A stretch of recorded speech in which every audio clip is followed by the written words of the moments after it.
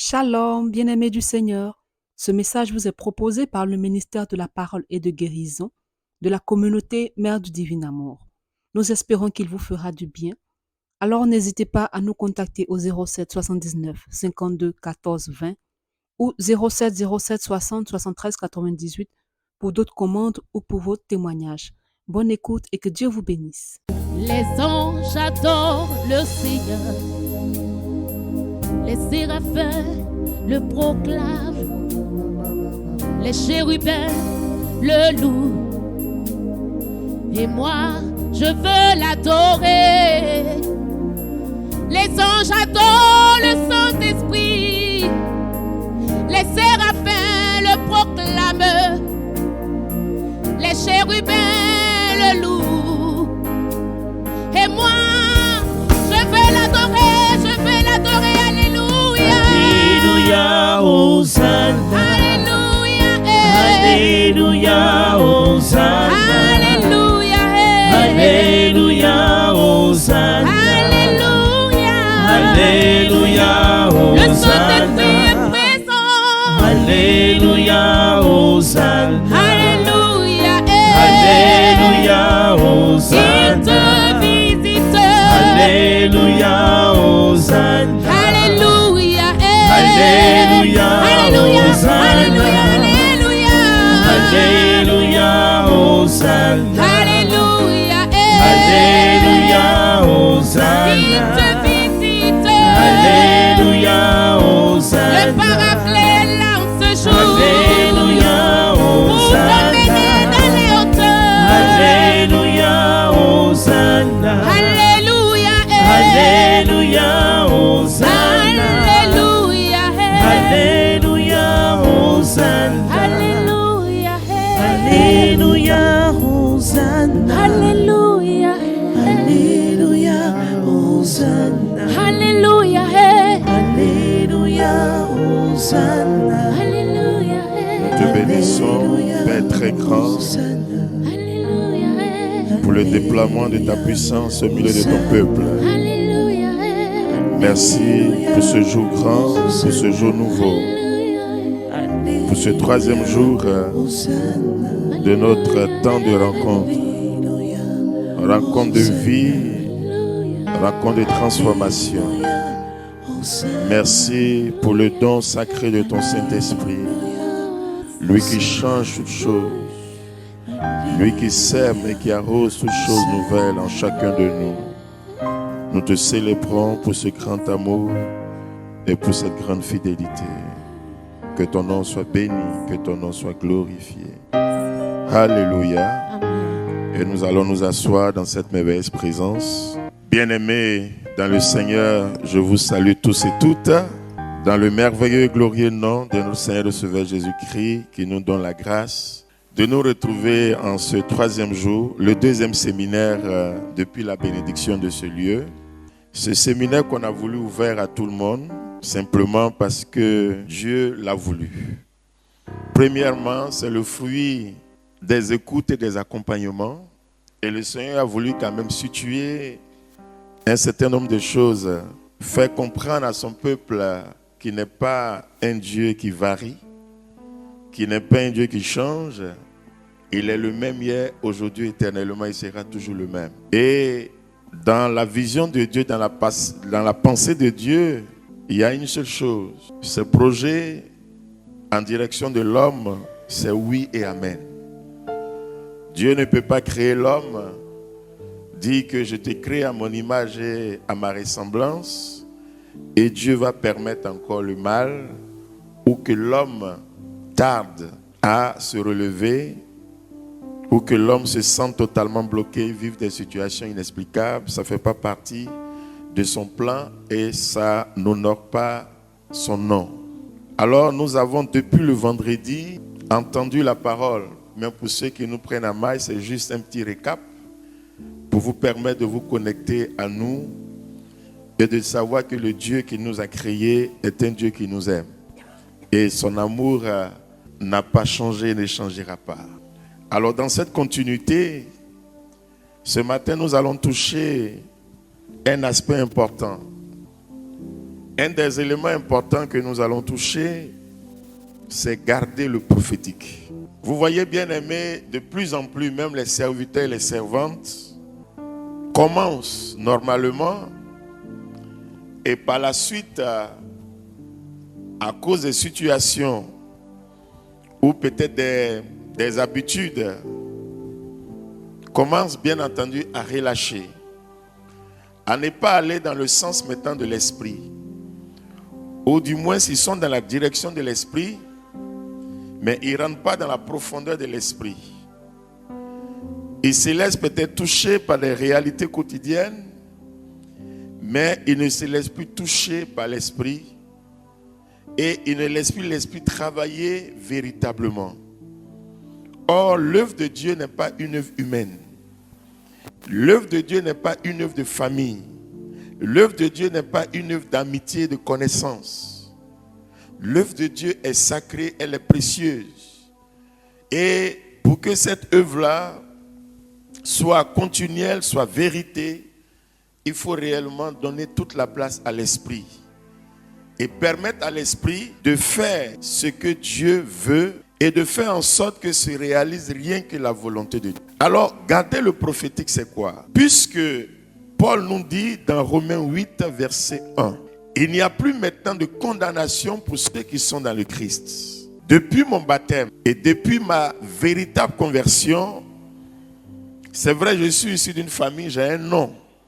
Mais à côté de mon nom, le nom qui règne et qui domine, c'est le nom de Jésus. Parce qu'il est incorporé à moi.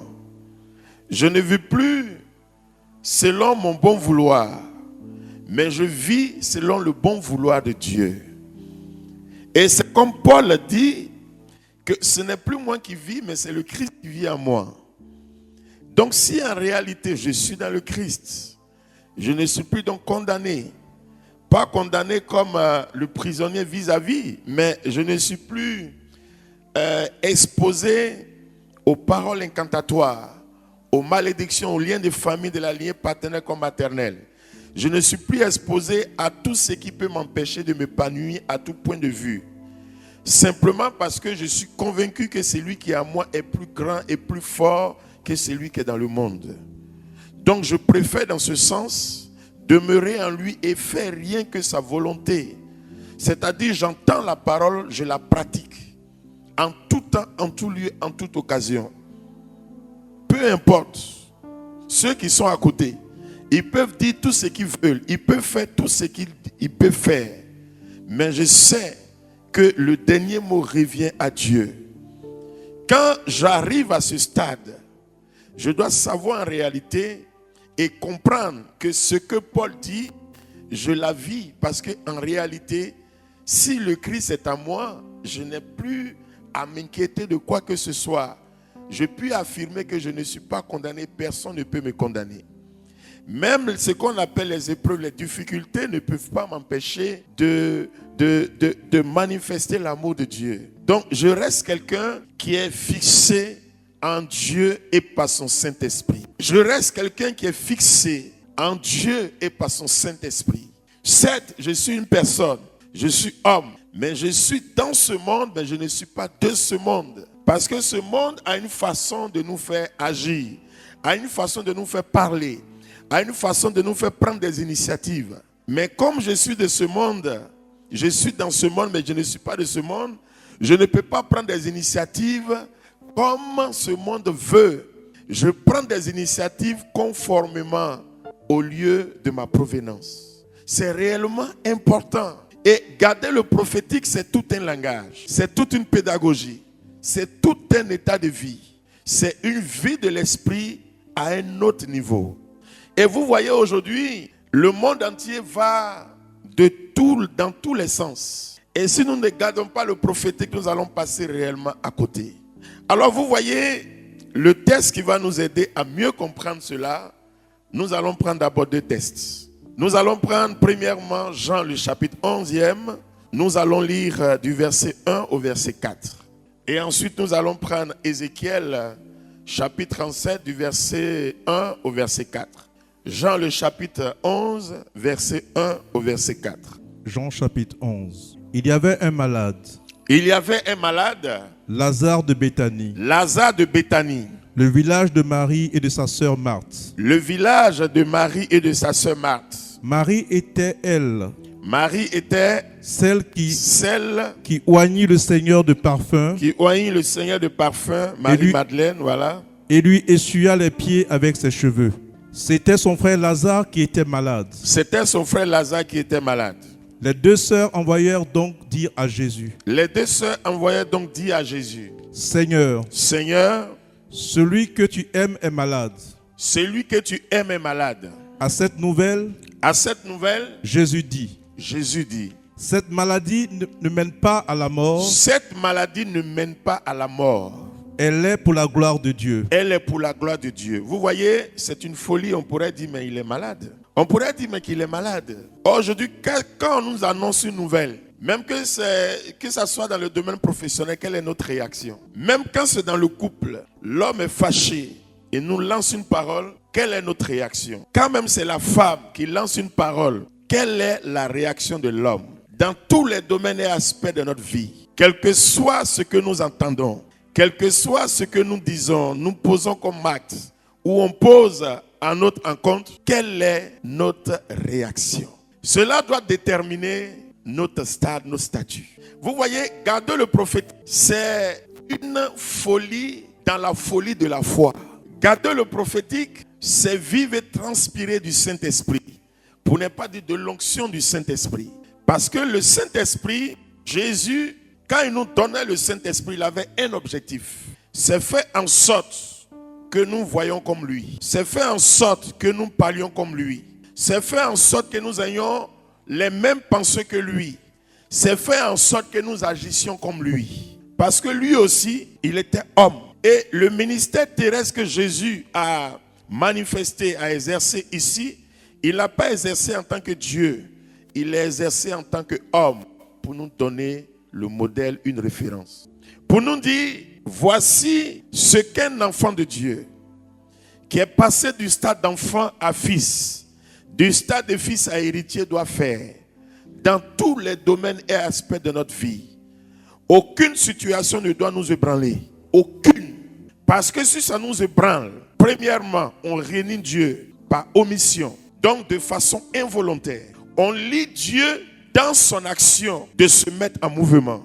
Parce que nous proclamons intérieurement et extérieurement la négativité qui pollue notre environnement et notre atmosphère.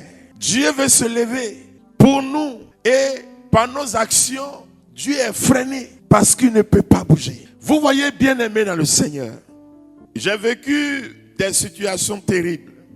Hier, mon jumeau, le provincial Pierre-Marie, par ses témoignages, nous ont permis de comprendre réellement beaucoup de choses parce que les serviteurs aussi ont vu ce que vous vivez. Mais le plus souvent, on vit 2 fois ou 4 fois plus ce que vous vivez. Ce que vous pouvez appeler épreuve ou difficulté. Mais on a un autre regard. Parce que simplement, les projets de Dieu sont oui et amen.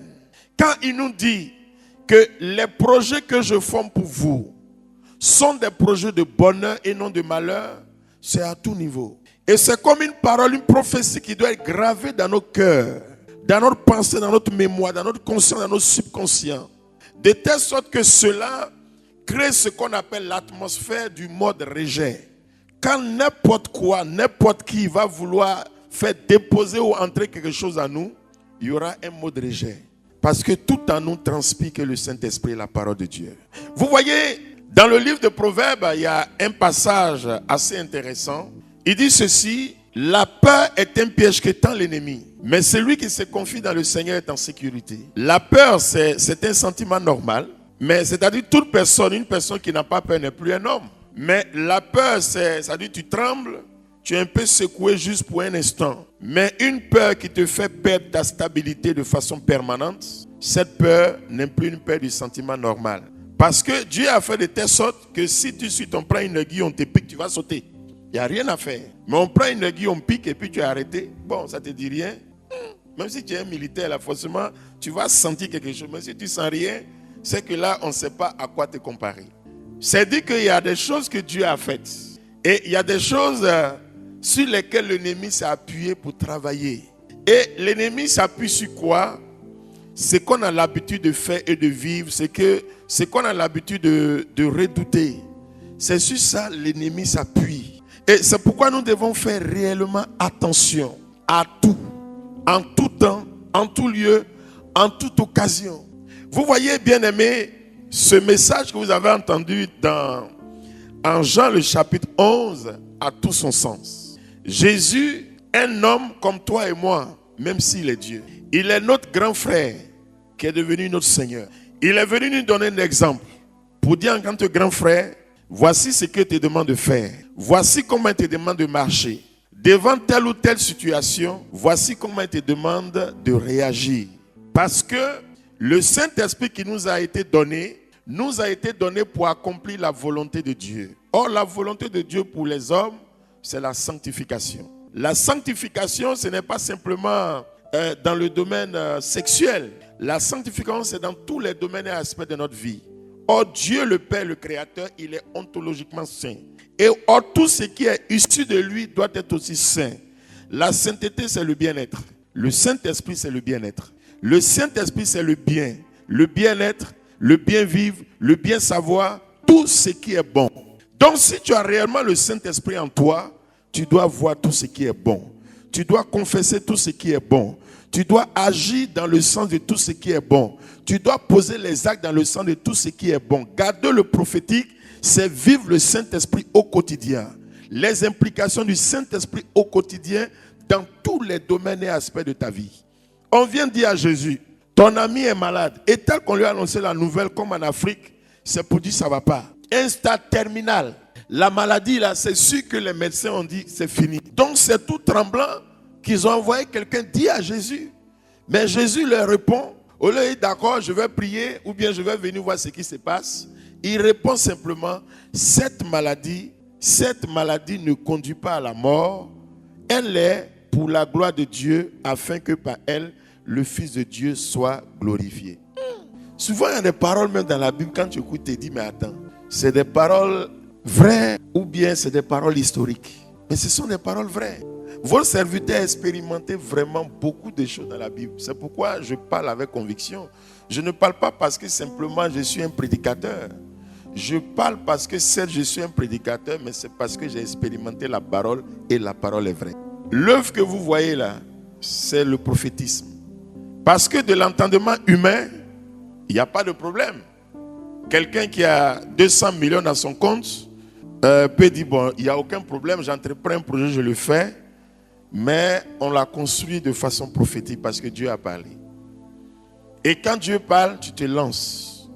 Tu ne sais pas comment ça va se faire, mais tu sais une seule chose, Dieu a dit, il va le faire. Donc tu deviens simplement un instrument que Dieu utilise pour réaliser lui sa volonté. Donc Jésus dit, cette maladie ne va pas mener à la mort. C'est déjà dit à l'envoyé. Va dire à Marthe et à Marie que Lazare ne mourra pas. En fait, lui, il a déjà vu la finalité. Mais il a vu le début, il a vu le milieu, il a vu la finalité. Mais sur toute la surface, quand tu es dans l'esprit, tu n'as pas peur.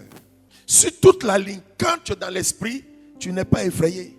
Et vous voyez Jésus encore, pour permettre à l'homme d'être encore embrouillé, il met encore beaucoup de sel jusqu'à ce que ça devienne salé. Il a attendu encore plusieurs jours pour venir. Et quand il est venu, Lazare était déjà mort. Quand on lui a dit là, il ne s'est pas mis en route. Parce que lui, il a déjà parlé. Il a attendu. Il arrive, les sœurs le croisent, mais il est déjà mort. Il est même dans le tombeau.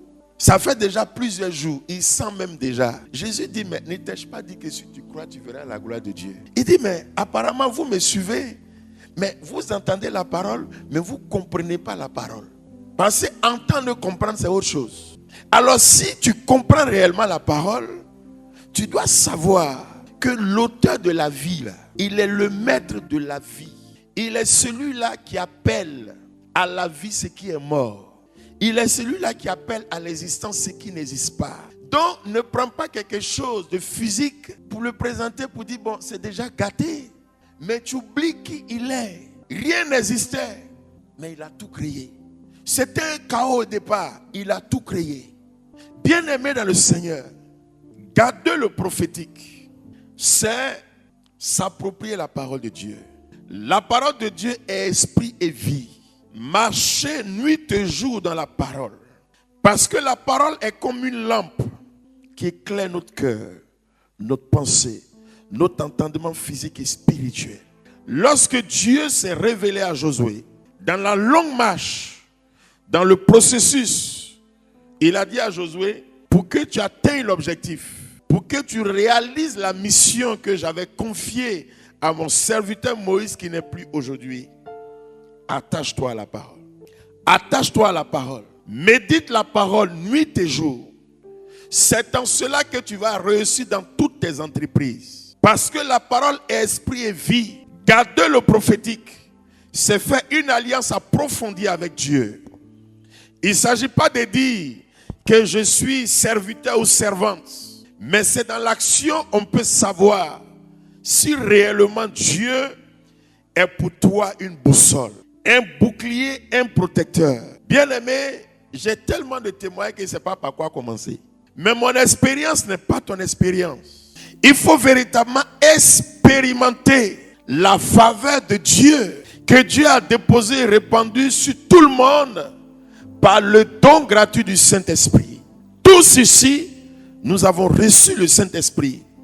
Mais ce qui va nous permettre d'aller de l'avant, c'est de rechercher une alliance, une amitié fiable, une amitié profonde avec le Saint-Esprit. Pour ne pas voir à partir des yeux de la chair et puis avoir peur. Mais c'est voir à partir des yeux de la chair, mais regarder dans l'esprit. C'est de parler à partir de la bouche de la chair, mais avoir un impact dans l'esprit. C'est de toucher avec la main de la chair, mais toucher dans la dimension de l'esprit. Parce qu'on est homme, mais c'est dit que je suis homme. Mais tout ce que je fais, c'est inspiré par Dieu. Et c'est pour que Dieu soit glorifié. Vous voyez, bien-aimé dans le Seigneur, je me souviens bien, c'était à quelle année? Ça m'a marqué jusqu'à aujourd'hui, 2004 ou 2005, je crois, voilà. Bon, comme il y a tellement longtemps, il y avait une de mes voisines, ça doit être 2003, 2004, ou c'est question 2003, 4, 5. Donc, il y avait sa grande sœur qui était malade. Et c'est la première fois que je découvre l'île qui est devenue un quartier aujourd'hui à Djaoui. Voilà. Donc, quand tu traverses là, à partir après le camp commando, avant le camp commando, il y avait juste une petite cité. C'était pas trop développé comme ça. Sa sœur était malade, sa grande sœur. Malade, et puis par la suite, elle a été paralysée, elle ne peut pas bouger. Ils ont fait les hôpitaux. Elle est venue me voir. Elle a dit, bon, écoute, le lendemain, tu viens, on va partir. Prier pour elle. Et puis, on est parti attendre pirogue. Moi, j'ai peur de l'eau, hein. Et donc, je suis là, je regarde. Je dis, bon, on va faire comment? Donc, on arrive sur les lieux. Je vais, les enfants sont là, tout désespérés. Shalom, bien-aimés du Seigneur. Ce message vous est proposé par le ministère de la Parole et de Guérison de la communauté Mère du Divin Amour. Nous espérons qu'il vous fera du bien. Alors n'hésitez pas à nous contacter au 07 79 52 14 20 ou 07 07 60 73 98 pour d'autres commandes ou pour votre témoignage. Bonne écoute et que Dieu vous bénisse.